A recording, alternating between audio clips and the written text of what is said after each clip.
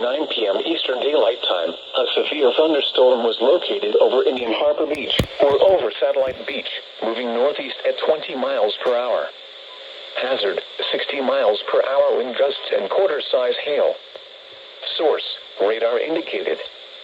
Impact, hail damage to vehicles is expected. Expect wind damage to roofs, siding, and trees. Locations impacted include Palm Bay, Melbourne, Cocoa Beach, Satellite Beach, and Cape Canaveral.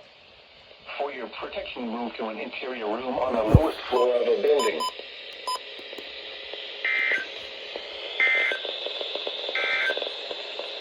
The weather roundup at 7 p.m. At the Orlando International Airport, under cloudy skies, the temperature was 85 degrees.